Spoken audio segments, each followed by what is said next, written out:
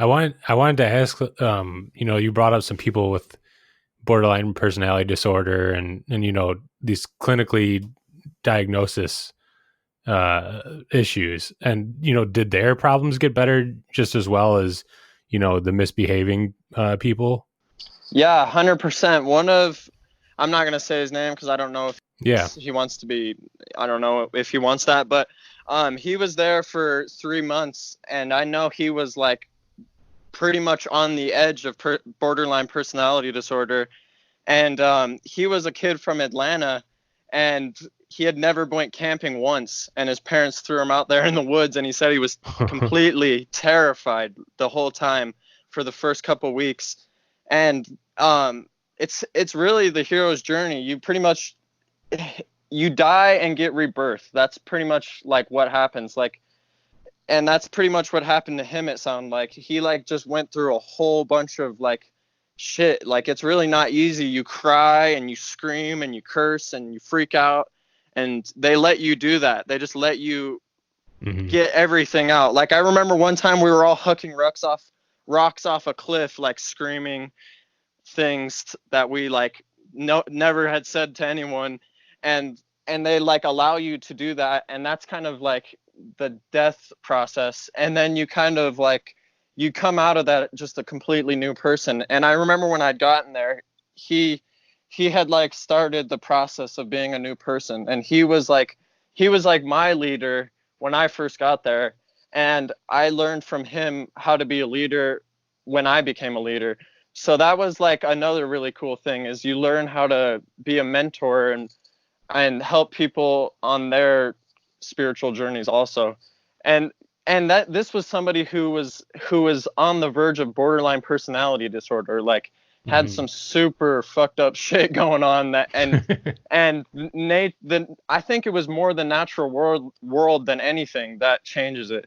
Just being around nature and trekking through nature for 6 hours, like upwards of 6 hours every day, is definitely like you get really close with nature, and you kind of forget all of those societal things that make you such a miserable person, I think.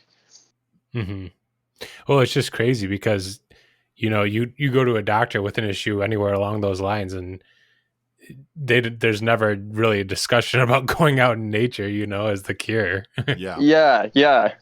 It's crazy that can help so much, that just Yeah. going outside can help so much. Yeah.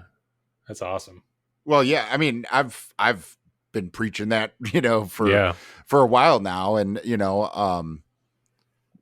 I think, I mean, it's like you said, it's the hero's journey. And, I've talked about, developing some sort of, nature immersion center, but using psychedelics. That's what I think would help so much. Yeah. Well, and I think, much like I mentioned in the video I just put out, that, the lessons we learn on psychedelics, and by going through that hero's journey with psychedelics, it mirrors life experience and lessons from that, but it condenses it down and it makes it this super intense moment in time. But you learn the same lessons. So it's kind of like, you can do 9 weeks, with intense therapy like that, or, possibly it could work and have the same effect by having, a big psychedelic trip. Right. 8 hours immersed in nature, just with under the influence of a psychedelic,